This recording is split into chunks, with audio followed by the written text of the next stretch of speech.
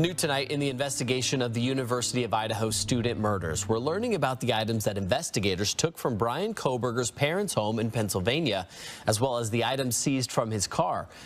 When police finally obtained Bryan Kohberger's 2015 white Hyundai Elantra, it was expected to yield significant forensic evidence. Investigators anticipated traces of blood, hair, fibers, or other DNA markers that could directly link the vehicle to the November 13, 2022 quadruple homicide at the King Road residence in Moscow, Idaho. Cameras had recorded a white car circling the neighborhood multiple times in the early morning hours, making it a focal point of the investigation. Despite these expectations, the car's interior was found almost entirely devoid of evidence. Swabs from the pedals, door handles, and upholstery returned either negative results or inconclusive partial DNA markers. The interior had been meticulously cleaned, with seats and carpets removed and restored, creating a paradox. A vehicle directly associated with a violent crime appeared sterile. Could this absence indicate deliberate counter-forensic measures? Or might it reflect a coincidence, reflecting unusually thorough cleaning unrelated to the events of November 13th? Combined with cell phone inactivity between 2:47 a.m. and 4:48 a.m., the timing of the vehicle's movement on surveillance, and Kohberger's academic background in criminology, a pattern emerges of intentional avoidance of trace evidence.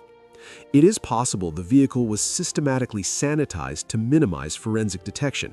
This might reflect an understanding of evidence collection principles, as well as what they seized from the white Elantra. And while some items like a black mask and gloves might make more sense than a drawing that was also taken as evidence, a former FBI agent I spoke with tells me all evidence is important to understand how and why someone could have committed such a crime.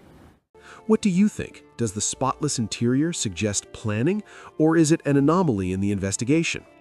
When law enforcement officers arrived to secure Bryan Kohberger's 2015 white Hyundai Elantra, they approached the vehicle as a primary locus of physical evidence for the quadruple homicide committed on November 13, 2022 at the King Road residence in Moscow, Idaho.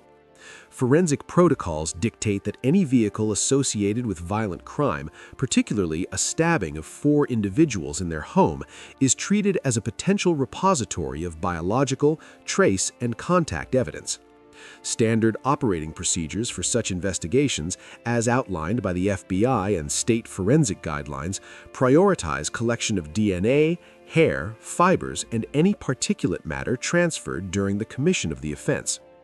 Officers anticipated that the car's interior, particularly the driver's seat, floor mats, gas and brake pedals, and door handles, could yield crucial biological material, given the intimate and violent nature of the attacks.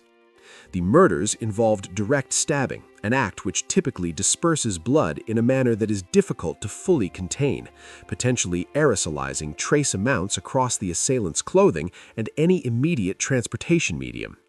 In addition to biological evidence, law enforcement expected to locate fibers from bedding, carpeting, or clothing from the victims, which could have adhered to the perpetrator through incidental contact, consistent with Locard's exchange principle. This principle, a foundational tenet of forensic science, asserts that every interaction leaves a trace, and it has historically guided investigators in assessing the evidentiary value of vehicles implicated in violent crime. Contrary to these expectations, initial forensic reports indicated an absence of biological and trace evidence in the Elantra. Swabs taken from high contact areas, including the steering wheel, gear shift, pedals, door handles, seat belts, and upholstery, returned negative results or partial DNA markers insufficient to establish a unique match to the victims. Carpet fibers and any visible hair were either not present or considered insufficiently specific to link to the King Road residence. This presented a contradiction to conventional investigative assumptions, in which vehicles transporting individuals who had committed violent acts frequently retain a measurable presence of blood, hair, or other trace evidence. Furthermore, specialized forensic analyses of the pedals and floor mats, which had been preserved and later transported to the Idaho State Lab, failed to detect the expected mixture of human DNA. The meticulous removal of seats and headrests prior to analysis, intended to prevent contamination and preserve potential trace evidence, revealed a vehicle that was strikingly uniform in its cleanliness. Investigators noted that even minimal contamination from routine use was absent, creating a scenario atypical for a car of its model year, mileage, and previous ownership history. This deviation from anticipated findings challenged standard evidentiary assumptions and prompted a reevaluation of investigative priorities. Could the absence of trace evidence in the vehicle reflect deliberate counter-forensic measures, or might it result from routine cleaning and maintenance unrelated to the November 13th murders? Is it possible that the observed lack of contamination reflects methodological limitations, such as swabbing techniques or environmental degradation, rather than the deliberate action of an individual? Given that the vehicle was registered to a PhD student in criminology, could knowledge of forensic practices have influenced the observed condition? Alternatively, might the vehicle have been sanitized prior to the investigation for reasons unrelated to criminal activity, such as personal hygiene or sale preparation? These questions framed the investigative approach, requiring law enforcement to integrate physical inspection with digital, behavioral, and circumstantial evidence. The inconsistencies between expected and observed evidence demanded careful scrutiny and compelled prosecutors to consider indirect forms of evidence, including digital activity and observed behavioral patterns. Examination of the investigative timeline revealed a pattern indicative of conscious efforts to minimize or eliminate traces. Surveillance footage captured the white Elantra arriving near the King Road residence during the pre-dawn hours and departing shortly thereafter, consistent with an efficient ingress and exit strategy. Cell phone data showed that the registered phone for the vehicle's owner, Bryan Kohberger, ceased communication with network towers from 2:47 a.m. to 4:48 a.m., encompassing the estimated time of the murders. This temporal window aligns with the temporal window in which the vehicle was observed on camera, suggesting coordination between vehicle operation and cellular activity.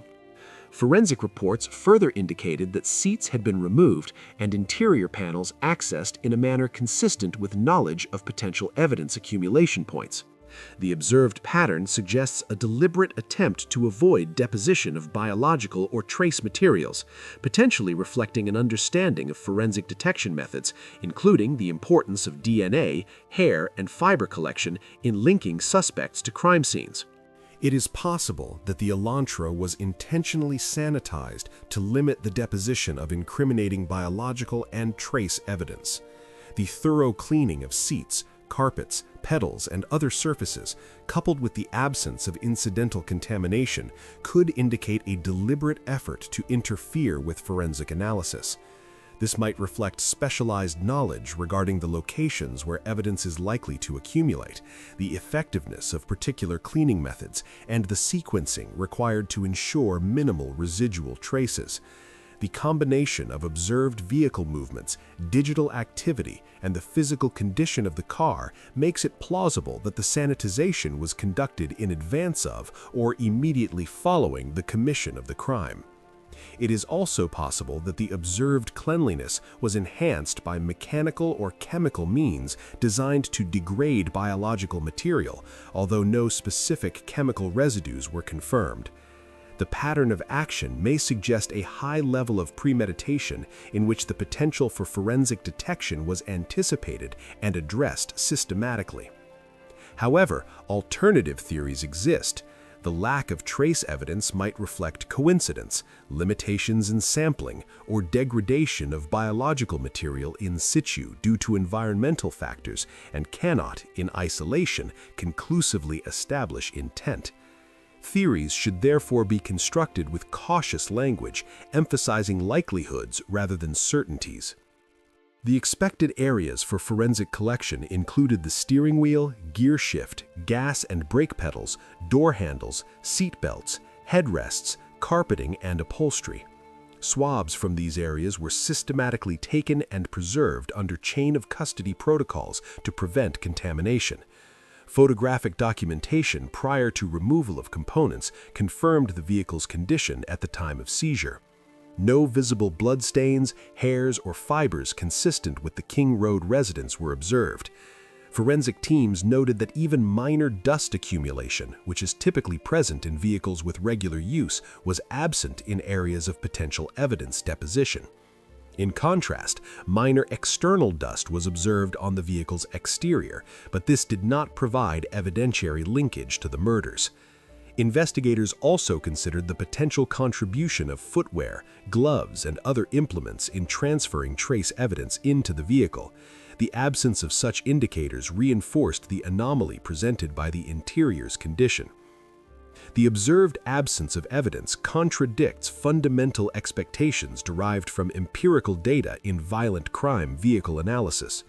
In prior cases involving stabbing or other close contact assaults, the interior of a suspect vehicle frequently retains some combination of blood spatter, hair, fibers from clothing, and other trace matter. The failure to recover such evidence in the Elantra raises questions regarding either procedural integrity or deliberate countermeasures. Law enforcement assessed that the cleaning observed could not be reasonably explained by standard car maintenance or coincidental absence of contamination. The contradiction between empirical expectation and observed result necessitated incorporation of alternative investigative strategies, including reliance on cell phone location data, witness accounts, and circumstantial evidence. Investigation of Kohberger's movements in conjunction with vehicle usage highlighted a repeated behavior suggestive of calculated avoidance of traceable evidence. Travel records indicate that the white Elantra was parked and monitored during intervals in which cellular data indicated the owner's presence or absence. Reports from surveillance over the subsequent weeks documented meticulous attention to the vehicle's interior, including cleaning with gloves, potential removal of debris, and disposal of items associated with transportation or evidence collection. These observed behaviors, when contextualized with the empty vehicle interior, establish a pattern consistent with premeditated efforts to interfere with evidence preservation. It is possible that Kohberger, by virtue of academic exposure to criminal justice and criminology methodologies, applied knowledge of forensic countermeasures in a practical context. This might include awareness of how to prevent deposition of trace evidence, how to degrade DNA using chemical or mechanical means, and the sequencing required to minimize detection of particulate matter. While the hypothesis cannot be confirmed without direct observation of the actions, the confluence of clean interior, strategic vehicle movement, and digital silence supports the likelihood of intentional action. Alternatively, it remains possible that standard environmental or maintenance factors contributed to the absence of trace evidence, although the probability of a completely sterile interior in a previously used 2015 vehicle is significantly lower than the probability of deliberate action. Investigators also collected peripheral evidence from the vehicle, including tire iron, shovel, hiking boots, goggles, reflective vest, and Ziploc bags, which were preserved in accordance with chain of custody protocols. These items, while common in outdoor or mechanical work, were considered potentially relevant in evaluating theories of concealment or counter-forensic activity. Their presence, coupled with the interior's condition, contributed to a narrative framework that could be presented to a jury in assessing consciousness of guilt or methodical planning. No evidence directly connected these items to the act of murder. Their relevance remains circumstantial, pending further corroboration. Given the absence of primary forensic evidence, could a jury reasonably interpret the combination of a sterile vehicle and peripheral items as indicative of premeditated effort to avoid detection? How might alternative explanations, such as environmental degradation, procedural limitations, or coincidental absence of contamination, be weighed against the theory of deliberate action? Does the contextual pattern of behavior, vehicle movement, digital inactivity, and meticulous cleaning strengthen the inference of intentionality or remain speculative without direct observation? Observers are invited to consider whether the expected evidence or its absence serves as a valid indicator of planning and forethought. What do you think? Does the clean interior suggest deliberate avoidance of forensic detection, or could it represent an anomaly in standard investigative expectations? When forensic teams completed the examination of Bryan Kohberger's 2015 white Hyundai Elantra, the most consequential finding was not a trace recovered, but a condition documented. The interior of the vehicle presented as forensically minimal to an extent that investigators characterized it as anomalous for a car of its age and use. Seats had been removed and reinstalled, interior panels accessed, carpeting lifted, and high contact surfaces addressed. Swabs collected from the steering wheel, gear selector, seat belts, door handles, pedals, and floor coverings yielded either negative results or partial DNA markers that did not reach an evidentiary threshold for attribution. No visible blood staining, hairs, or fibers uniquely consistent with the King Road residence were identified. Forensic teams noted that even minor dust accumulation, which is typically present in vehicles with regular use, was absent in areas of potential evidence deposition. In contrast, minor external dust was observed on the vehicle's exterior, but this did not provide evidentiary linkage to the murders. Investigators also considered the potential contribution of footwear, gloves, and other implements in transferring trace evidence into the vehicle. The absence of such indicators reinforced the anomaly presented by the interior's condition.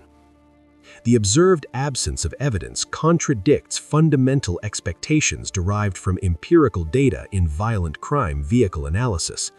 In prior cases involving stabbing or other close contact assaults, the interior of a suspect vehicle frequently retains some combination of blood spatter, hair, fibers from clothing, and other trace matter. The failure to recover such evidence in the Elantra raises questions regarding either procedural integrity or deliberate countermeasures.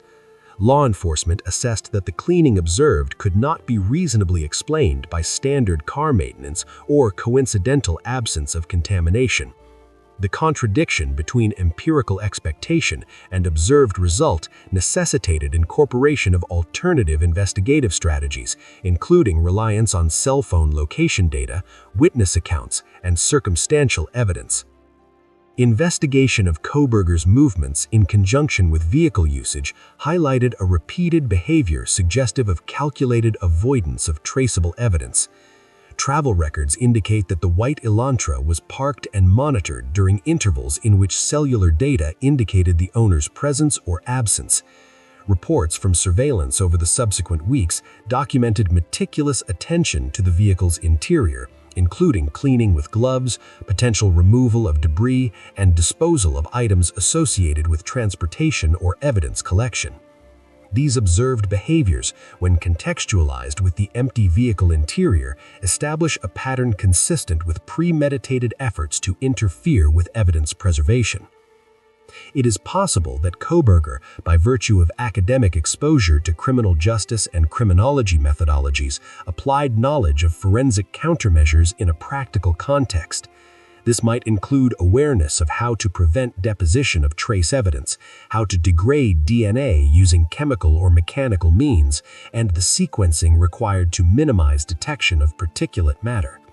While the hypothesis cannot be confirmed without direct observation of the actions, the confluence of clean interior, strategic vehicle movement, and digital silence supports the likelihood. This outcome conflicted with established expectations for a vehicle temporally and geographically associated with a close contact homicide involving sharp force injuries.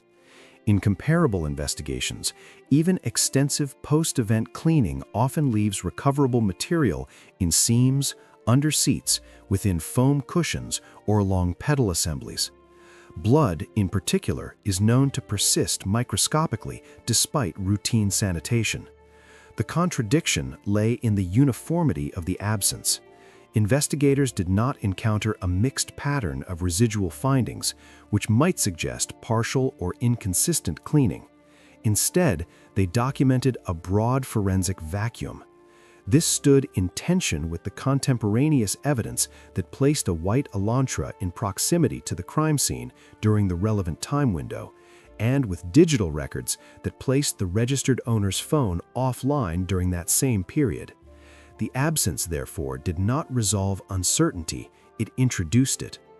How does a vehicle linked by surveillance and timing to a violent event present without recoverable trace? Could the lack of biological material reflect an unusually effective cleaning process? Might it indicate the use of protective measures that limited transfer from the outset? Is it possible that sampling limitations, environmental degradation, or laboratory thresholds account for the findings? Or does the condition of the interior itself constitute an evidentiary signal independent of recovered material? When the vehicle findings are set alongside other documented behaviors, a pattern emerges that investigators considered relevant. Surveillance footage showed repeated passes by a white sedan near the King Road residence before and after the estimated time of the homicides. Cell phone records indicated a cessation of network communication from 2:47 a.m. until 4:48 a.m., followed by reactivation south of Moscow, Idaho. Travel routes inferred from camera data suggested avoidance of primary roadways during the return trip. Subsequent observations, reported in public filings, described attention to cleaning and handling of the vehicle over the following weeks. The interior configuration, including removed components, aligned with known evidence collection priorities taught in criminology and forensic science programs. The pattern did not rely on a single data point, but on convergence, movement, timing, and condition. Prosecutors later articulated the significance of the vehicle condition during court proceedings, emphasizing that the expectation of a treasure trove of DNA was unmet. The description presented was not of a casually maintained car, but of one addressed at locations an average owner would not typically access. The removal of seats and the attention to pedals were highlighted because those areas are known repositories for trace transfer. The absence of ordinary debris, such as dust accumulation and routine detritus, further distinguished the interior from baseline conditions observed in vehicles of similar age. These observations were supported by photographic documentation and testimony regarding standard forensic expectations. At the same time, the absence of recovered biological evidence limited the probative value of the vehicle in isolation.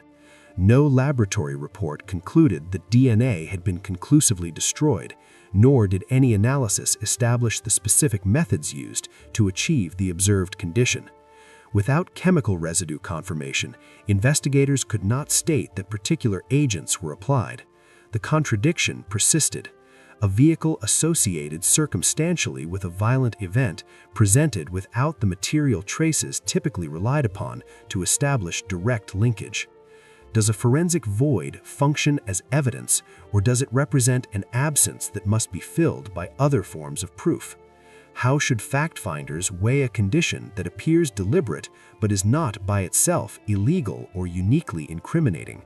Where is the boundary between inference and speculation when material evidence is missing? Investigators contextualized the vehicle findings within a broader evidentiary mosaic. The knife sheath recovered at the King Road scene contained a single-source male DNA profile on the snap, later associated through genealogical methods with the Kohberger family. Cell phone data demonstrated repeated late-night presence near the residence in the months preceding the homicides.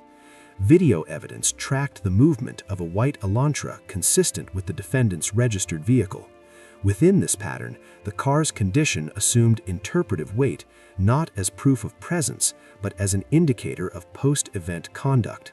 The pattern suggested a sequence: proximity, digital silence, movement, and subsequent sanitization. Based on the documented facts, it is possible that the vehicle was intentionally prepared or treated in a manner designed to minimize forensic transfer and retention. This could include the use of protective coverings, clothing, or gloves during vehicle operation, followed by systematic cleaning focused on high-risk areas. It might reflect an understanding of where investigators are most likely to collect samples and how trace evidence persists. Given the registered owner's academic background in criminology and forensic science programs, it is plausible that general knowledge of forensic processes informed these actions. Alternatively, it remains possible that the absence resulted from a combination of factors, including limited transfer during the event, environmental degradation, and the inherent constraints of sampling and laboratory thresholds. The theory does not require certainty regarding method. It rests on the likelihood that the condition was not incidental. Items seized from the vehicle and associated locations included gloves, bags, and tools that, while not illegal, were considered relevant to assessing potential counter-forensic behavior. No item recovered from the vehicle was conclusively linked to the act of homicide. Their significance lay in context rather than direct evidentiary value. The forensic analysis did not establish a unique match between any recovered trace and the victims. These limitations were acknowledged in filings and public statements.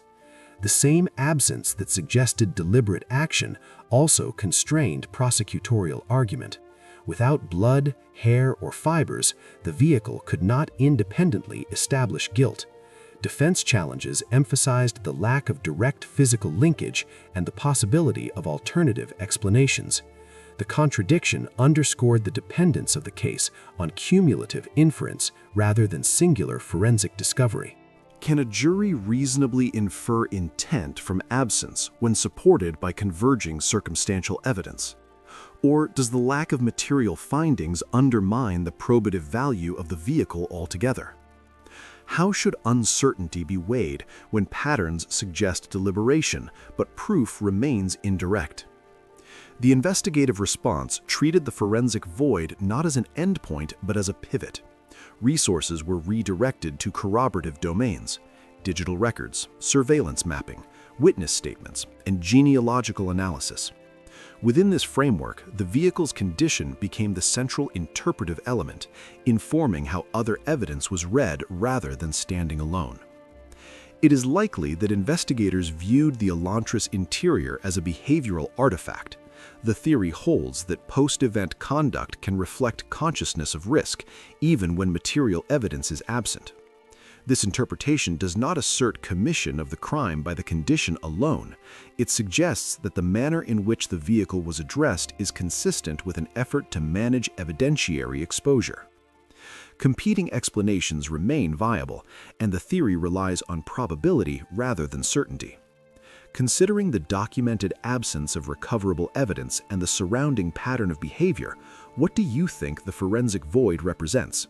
A deliberate countermeasure, an investigative limitation, or an anomaly without clear meaning?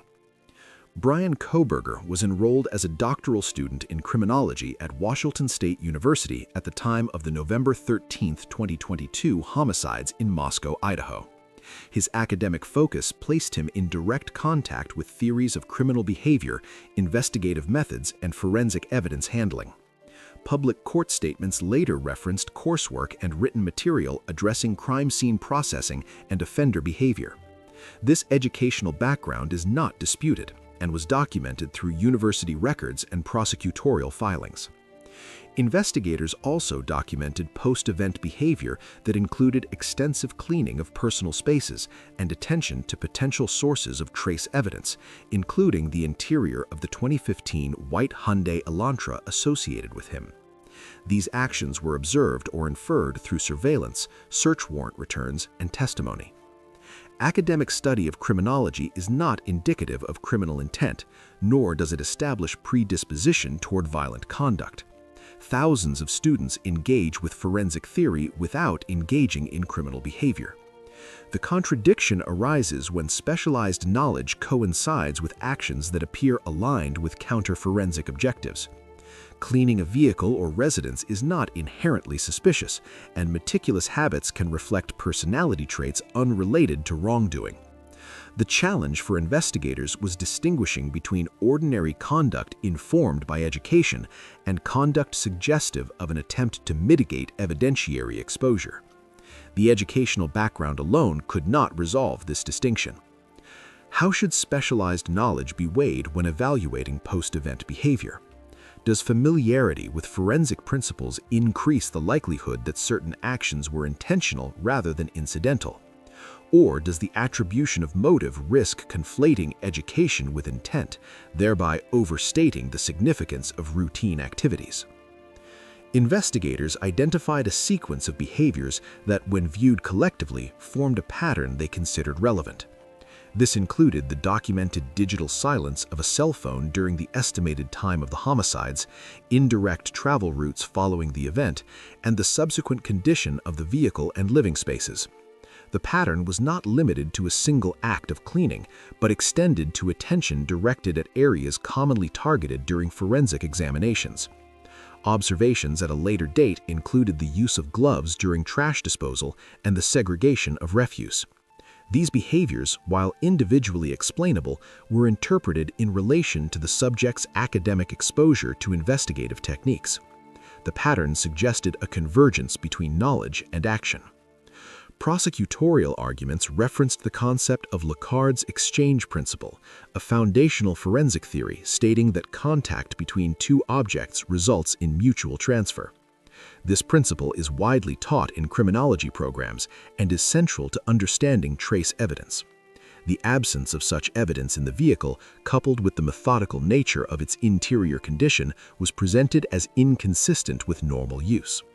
The argument did not assert certainty regarding the methods employed, but emphasized the alignment between known investigative priorities and areas addressed within the vehicle. Despite these interpretations, no direct evidence established that specific forensic countermeasures were employed. No chemical residues were conclusively identified, and no documentation proved the timing or motivation behind the cleaning. The contradiction persisted between inference drawn from alignment and the lack of direct proof of intent. Defense filings emphasized this gap, noting that knowledge of forensic theory does not equate to its application in criminal contexts. Is it reasonable to infer psychological motive from circumstantial alignment alone? At what point does pattern recognition risk becoming confirmation bias, particularly when the subject's education overlaps with investigative focus? The pattern extended beyond physical cleaning to behavioral indicators interpreted as risk awareness. The reported turning off of a cell phone during a critical window, followed by reactivation after departure from the area, mirrored common advisories regarding digital tracking avoidance. Indirect routing away from primary highways corresponded with known camera coverage patterns. These behaviors, while not illegal, were evaluated against the backdrop of criminological training that emphasizes awareness of surveillance and data trails. The pattern was cumulative, relying on temporal proximity and behavioral consistency rather than singular acts. Based on the available facts, it is possible that the subject's academic exposure influenced his perception of risk awareness. This could have resulted in heightened sensitivity to trace evidence and surveillance rather than a spontaneous reaction. The theory suggests that knowledge might shape behavior by informing what actions are perceived as necessary to reduce exposure. This does not establish commission of a crime.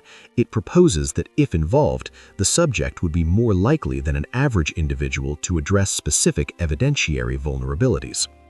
Alternatively, it remains possible that the behaviors reflect generalized anxiety or conscientiousness amplified by awareness of investigative processes following widespread media coverage. Emotional references by prosecutors characterizing the subject as someone who had studied crime and possessed a knowledge skill set. These statements were framed to contextualize behavior rather than to assert predisposition.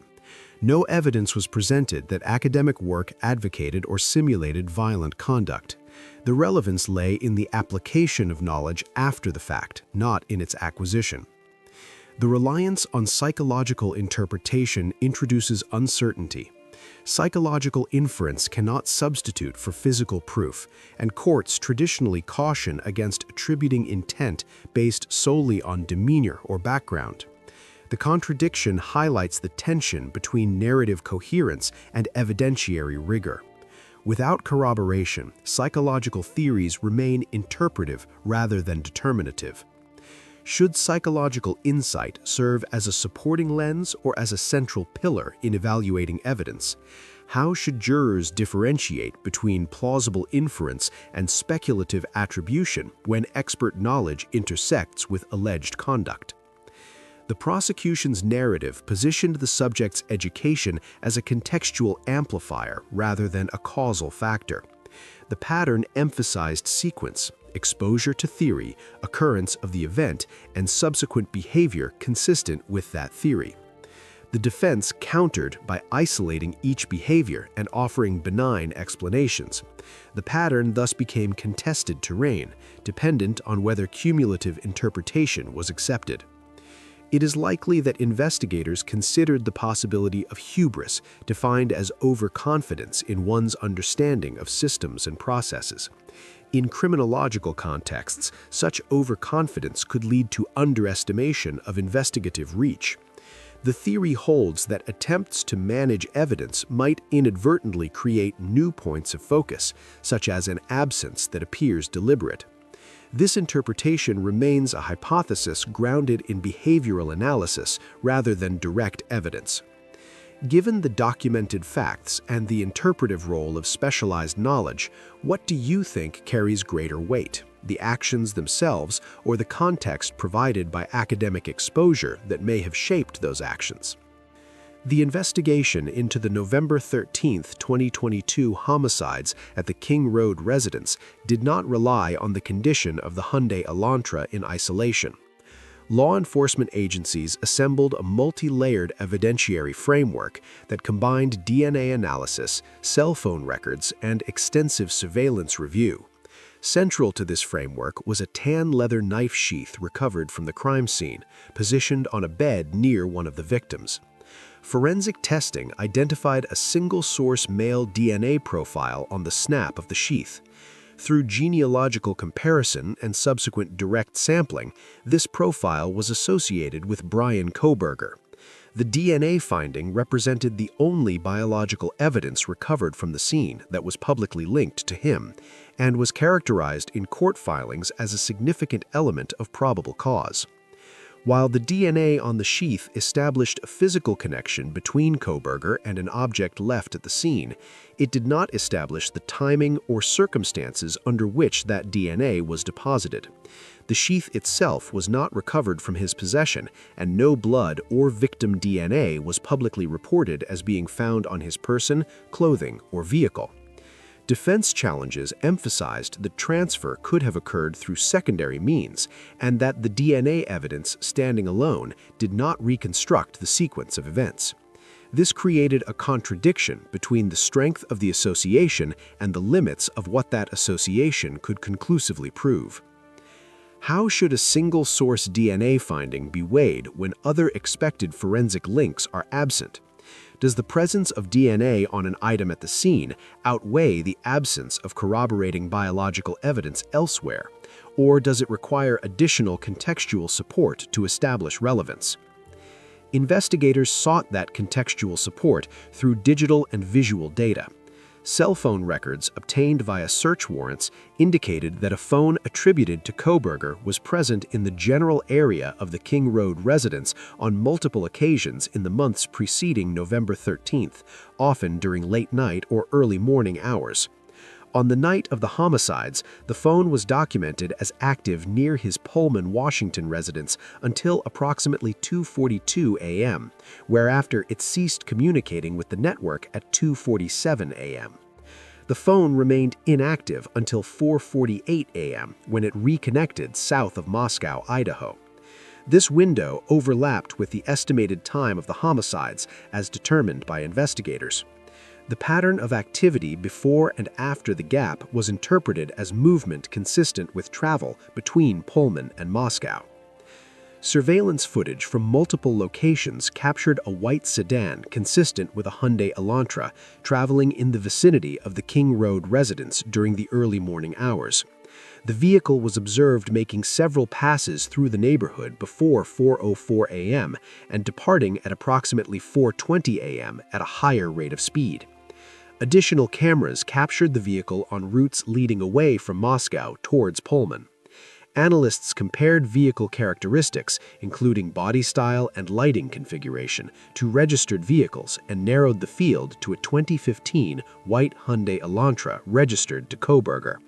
The lack of a front license plate, consistent with Pennsylvania registration requirements, was cited as a factor for why plates were not visible on footage. The surveillance footage did not provide a clear view of the driver, nor did it capture a license plate number. Vehicle identification relied on a combination of make, model, year range, and movement patterns rather than unique identifiers.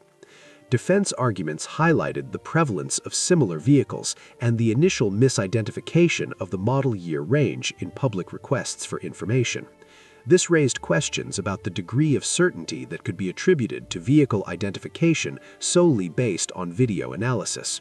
To what extent can circumstantial alignment between a registered vehicle and surveillance footage support an inference of presence?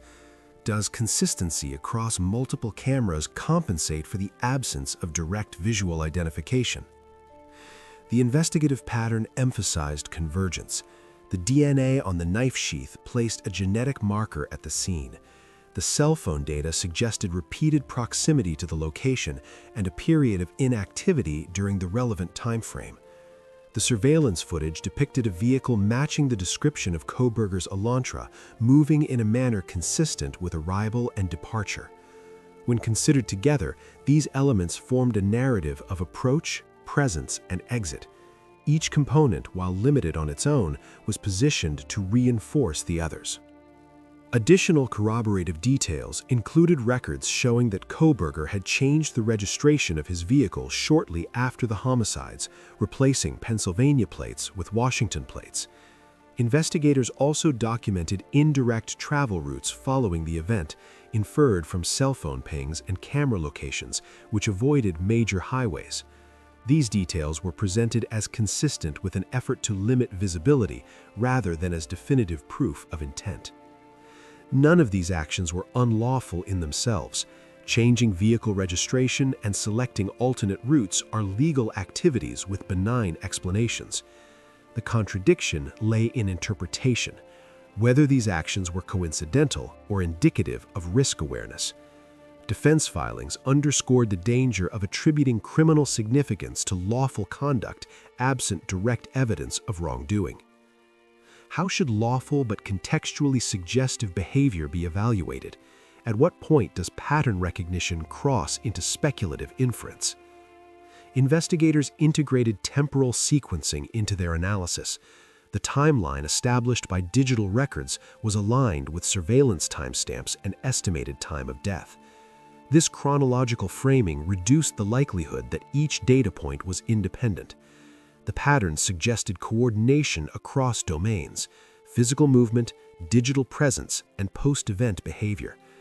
The Hyundai Elantra's forensic condition was then interpreted within this integrated timeline, not as standalone evidence, but as part of a continuum. Based on the assembled evidence, it is possible that the vehicle served as the connective medium linking physical, digital, and behavioral data. The theory holds that the absence of trace evidence in the Elantra gains significance only when viewed alongside DNA recovered at the scene and digital indicators of movement. In this view, the vehicle's condition does not prove involvement, but could reflect post-event conduct informed by awareness of investigative methods. Alternatively, it remains possible that the convergence of data reflects coincidental overlap rather than coordinated action, and that each evidentiary strand requires independent validation.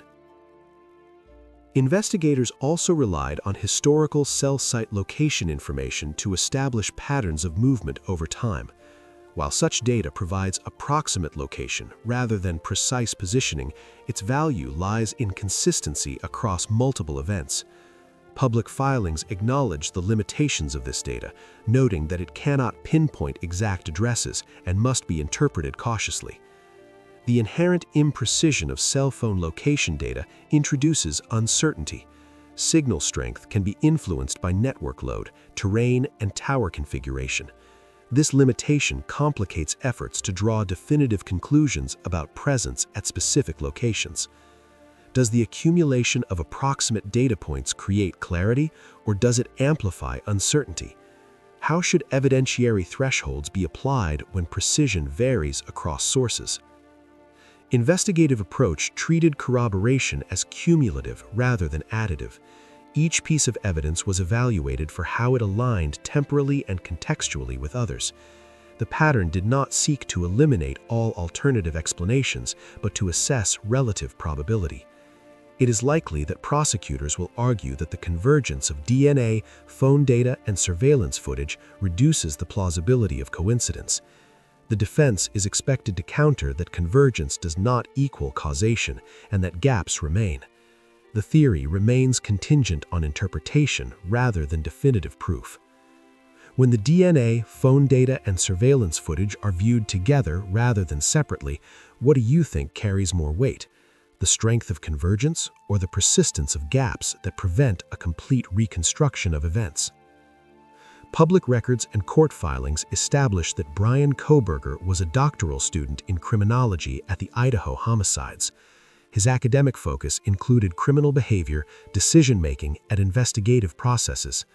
Investigators documented that after the murders, the Hyundai Elantra linked to him showed signs of intensive cleaning, though no victim DNA was publicly disclosed as being recovered from the vehicle. Additionally, digital records indicated patterns of late-night movement, repeated proximity to the crime area before the incident, and behavioral changes afterwards, such as altered routines and vehicle registration updates. These facts do not describe motive or intent.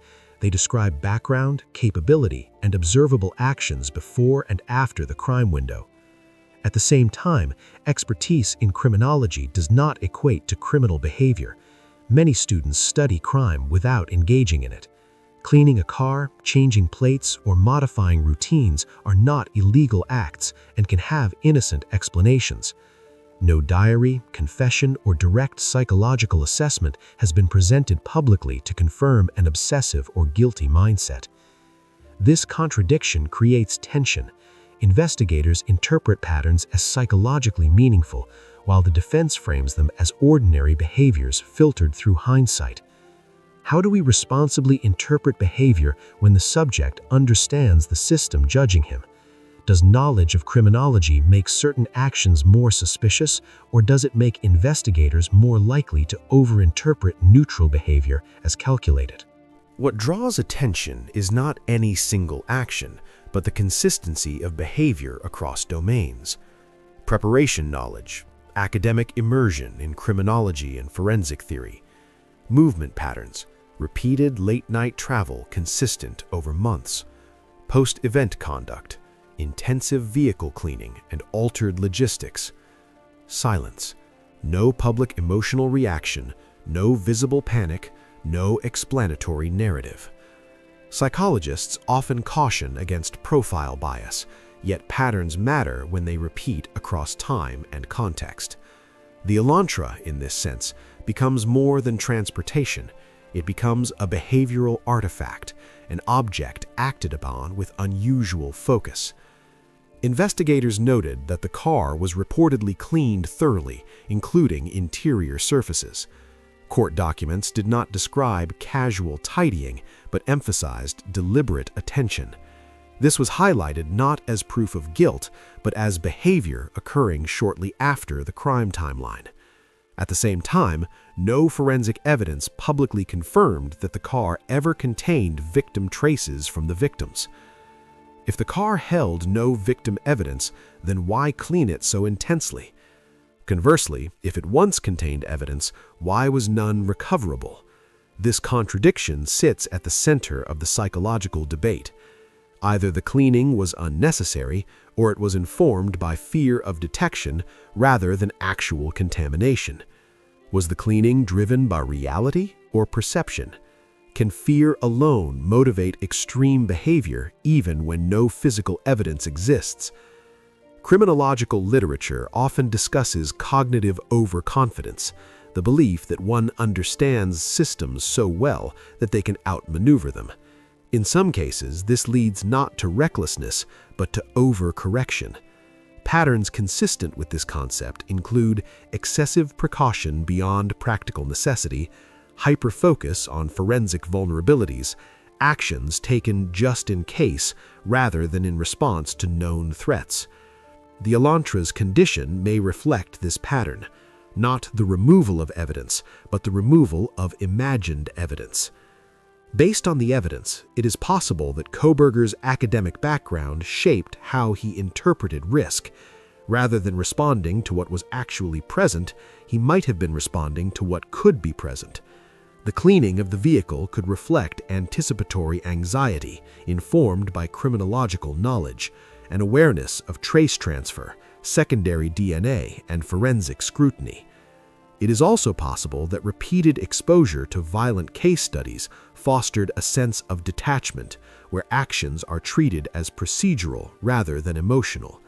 In that framework, the car becomes a variable to control, not a reminder of human loss. Importantly, this theory does not require guilt. It suggests a mindset shaped by education, stress, and perceived threat rather than confirmed involvement. Observers have noted the absence of visible emotional expression in public appearances. While demeanor is not evidence, courts often acknowledge that post-event behavior can influence perception. However, psychological experts caution that affect varies widely among individuals and cannot reliably indicate guilt or innocence. A flat affect can signal many things: shock, anxiety, neurodivergence, or strategic restraint. The contradiction lies in interpretation, whether silence is read as calculation or as self-preservation under intense scrutiny. When someone understands how behavior is analyzed, do they suppress emotion, or does that suppression itself become suspect? Across criminology cases, individuals with system-level knowledge often exhibit one of two: overconfidence or hypervigilance. The evidence here leans toward the latter. There is no public indication of boasting, taunting, or thrill-seeking behavior. Instead, there is withdrawal, routine modification, and apparent risk management. These are not the patterns of someone seeking recognition. They are patterns of someone attempting to disappear into normalcy. It is likely that the psychological weight of knowledge played a role. Understanding how crimes are solved can magnify fear, not reduce it. The car, repeatedly referenced across the investigation, may symbolize that fear, a mobile space perceived as vulnerable to scrutiny. This does not prove action, it suggests internal pressure. In the end, the Hyundai Elantra is not just a piece of evidence, it is a mirror. Investigators see potential movement and concealment.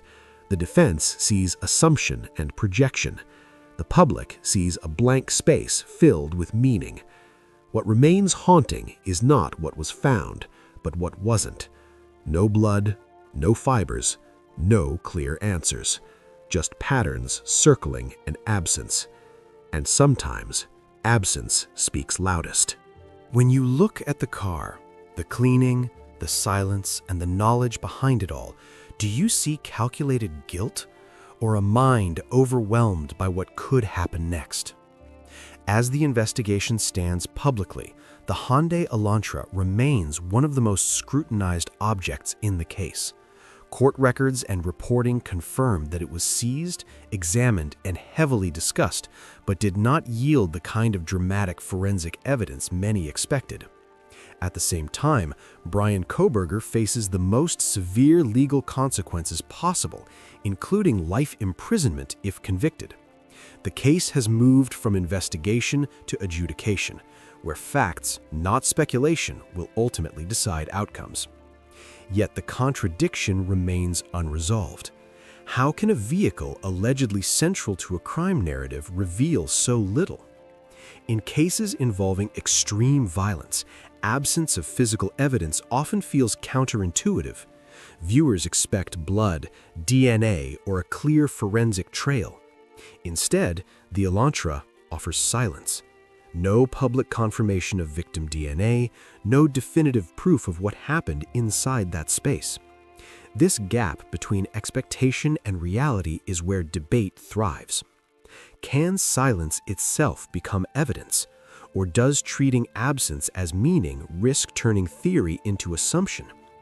Across modern criminal cases, investigators increasingly rely on convergence rather than a single smoking gun. Vehicles, phones, timelines, and behavior are analyzed together. Individually, each element may appear weak. Collectively, they form a narrative structure. The Elantra fits that pattern, not as proof alone, but as a connecting thread between movements, timing, and post-event actions. Based on the evidence, it is possible that the car functions less as a container of forensic truth and more as a behavioral signal. The attention given to it by investigators, analysts, and the public may reflect how modern cases are built through inference, context, and pattern recognition. The Elantra could represent perceived control, perceived risk, or perceived exposure rather than confirmed activity. Its role may ultimately be symbolic, not physical. And now, the final question is yours. Do you see the Elantra as a silent confession or as a blank canvas onto which meaning has been projected? If you want deeper, evidence-based breakdowns of real cases, without hype, without assumptions, subscribe to the channel, share your perspective in the comments, and stay with us as we continue to follow the truth wherever it leads.